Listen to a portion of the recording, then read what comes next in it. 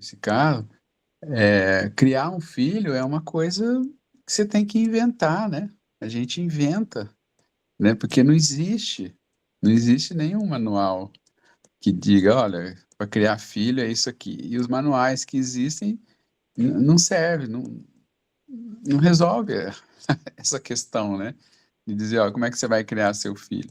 Porque você é uma pessoa única, né? E o filho é uma pessoa única, não existe, nem existiu ninguém igual a vocês, né? E então, como é que você faz para criar ele, né? E como é que ele faz para ser seu filho, né?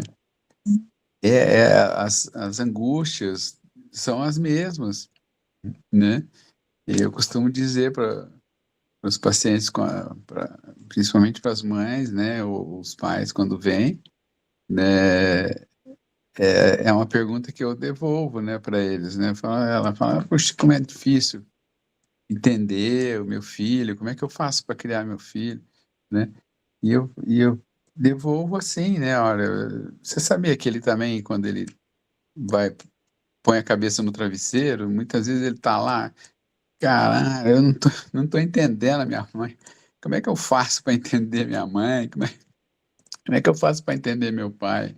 Né? Ele também está angustiado com isso. Muitas vezes a criança não dorme, fica com dificuldades, né? E às vezes é isso. E a gente, adultos, às vezes tem mais possibilidade de compartilhar isso com alguém, trocar ideia, né?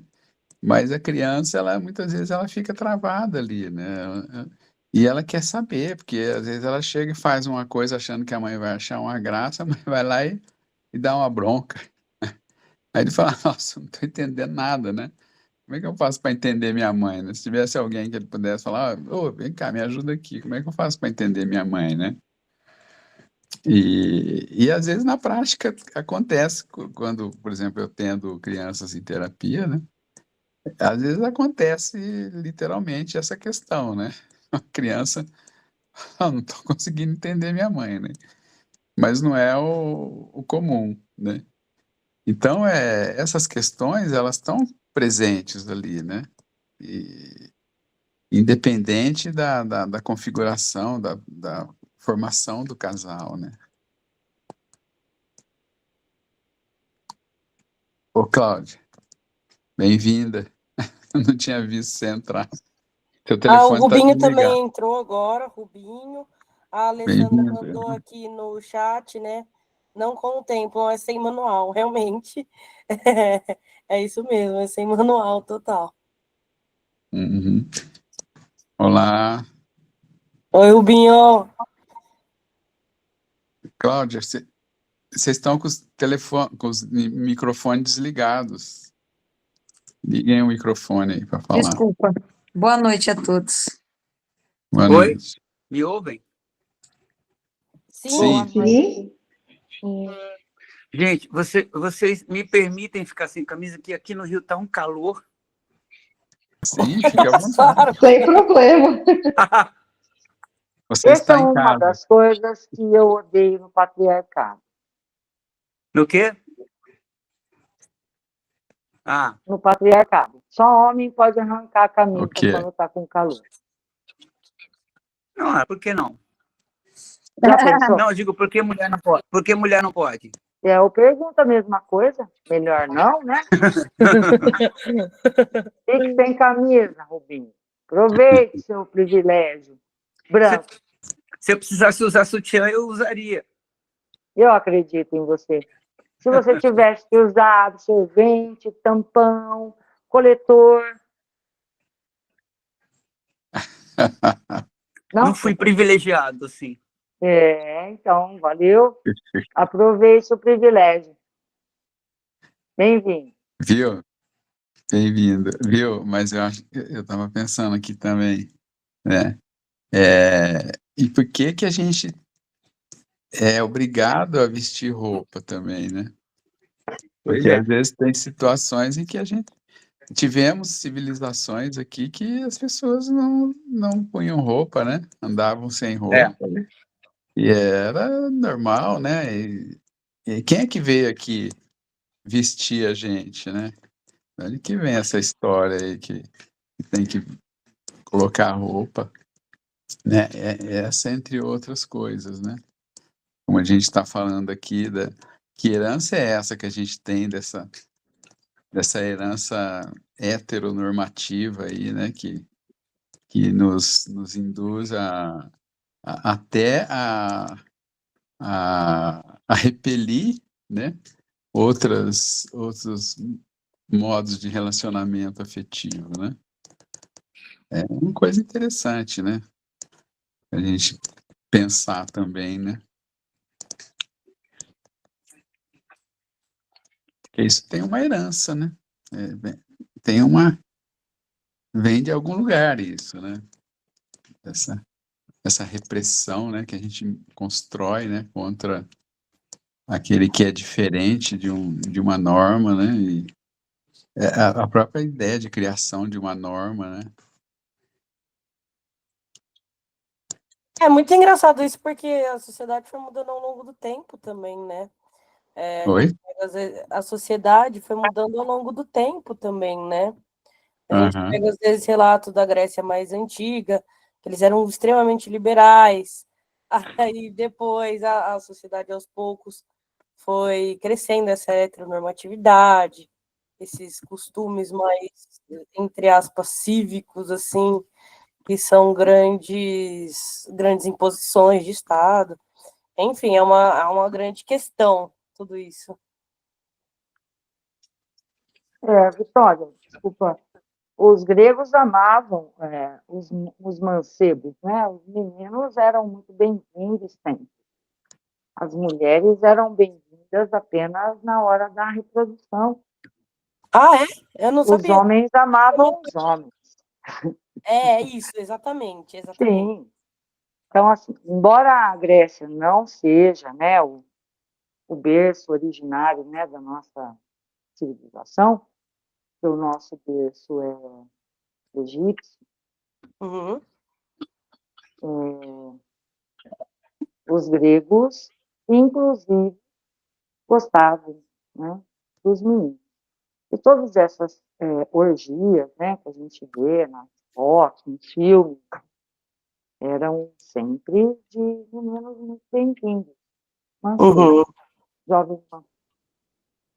Então, a mulher sempre teve, a partir da Grécia, já que todo mundo coloca, né, a Grécia como o berço da civilização, Uhum. desde o início da civilização, as mulheres já têm um lugar datado, marcado e escolhido para ser excluído no patriarcado. Então, Boa, ótima e a observação. gente reconhece a Grécia como berço da civilização, então eu digo que foi a Grécia que fudeu a gente, É, né? sem nenhuma sacanagem para nós. Não, mas é isso mesmo que você falou, né? Tipo, esse reconhecimento de homem para homem, né? Mas eu acho que em Sim, termos de... e só os homens eram bem-vindos nas orgias, tá bom? As mulheres Exatamente, podiam entrar. Então, exatamente. gente, olha isso. Por prazer era só homem, para reprodução era mulher, e é isso aí, acabou.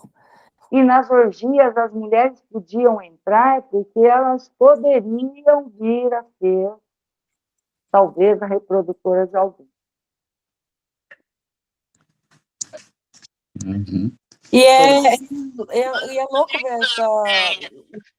Não sei nem se eu posso falar evolução, né, Ale? Porque tem muito disso ainda muito intrínseco na sociedade, essa questão machista. Intrínseco. Ô, filha, essa é a lei. É, Ou a gente cumpre ou a gente está morta. É é. melhor não contrariar. E eu não estou falando isso por ter hoje, né, pela segunda vez, um relacionamento hétero, né, tranquilo. Enfim, Ministro, é muito ruim. Vossa Excelência, Oi? embaixador das Relações Exteriores. Amigo, seu áudio, Rubinho. Alô? Beleza. Não é que Oi, deu interferência. eu não consegui Ah, entender o que ele falou. é que eu não terminei e ele estava ouvindo alguma coisa, que o áudio estava aberto. Ah, tá. certo? Olha lá, ó os meninos, Vitória. É porque a Oi? minha televisão estava ligada no YouTube. Aí, de Aí. repente, do nada, assim, ela fala sozinha. Desculpem. Não, agora tá Aham, certo o áudio, Rubinho. deu certo. Mas acho que tem uma questão aí Já me também. perdi, entendeu, Vitão? Bom, deixa pra lá. Bom, vou aproveitar que você se perdeu, eu vou entrar. Não é? E quando não? Mas tem uma questão que eu vejo também, que é a questão da Ô nossa, Paulo, a rapidinho, ô Paulo, nossa, rapidinho. De repente se enquadra na democracia impositiva, né? como que é É isso? democracia, democracia, mas se você é impositiva, né? Então, quer dizer, esse negócio de liberdade, liberdade, mas você está sempre sendo sujeito ao canal de regulamentos, né? Então, quer dizer, democracia, liberdade, desde que ela seja imposta. Eu acho que esses valores, os valores democráticos, né, e sociais, eles têm uma história, né? Então, acho que, como você está dizendo, a democracia com um povo com a nossa história, ela é de um jeito, né? E com um povo com uma outra história é de outro jeito, né?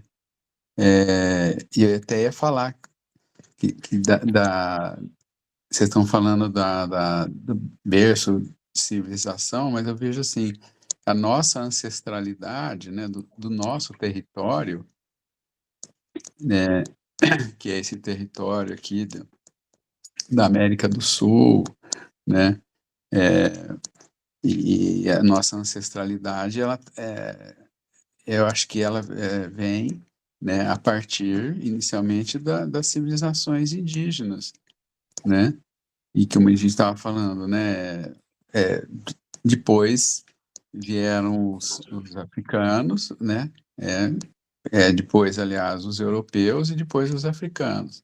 A gente tem que predomina, né, nas nossas origens civilizatórias esse tripé aí, né, que, que vem formando, né, os nossos valores, nossa civilização, né.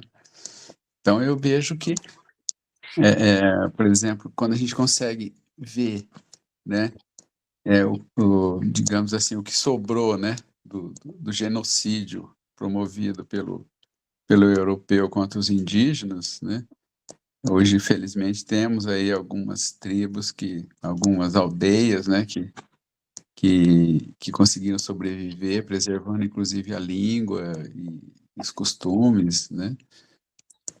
A gente vê que é bem diferente, né? Essa questão do patriarcado que que a Alessandra estava colocando, né? E eu acho que é muito diferente, é outro referencial, né? A ideia de democracia também, né? Ela acontece, né, nessas aldeias, mas numa dinâmica própria, né?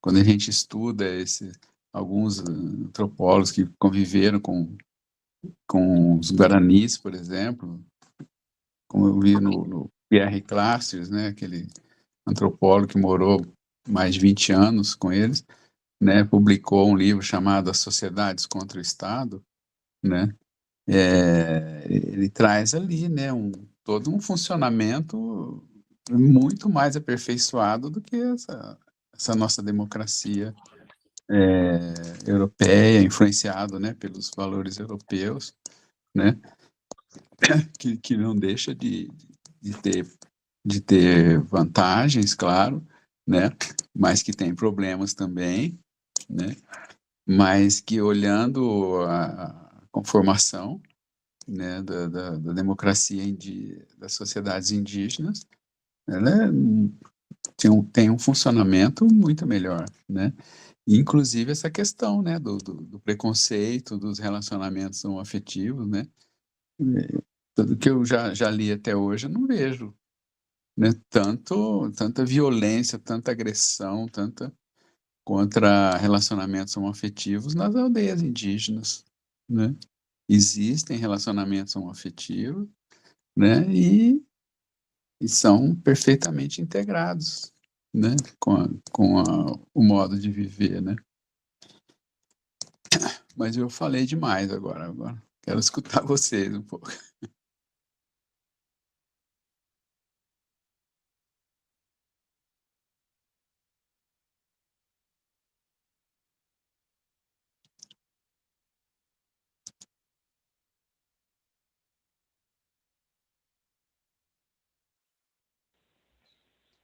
Então, uma das minhas preocupações, né, era como conversar com a criança de uma forma natural, para que ele fosse percebendo aos poucos, né?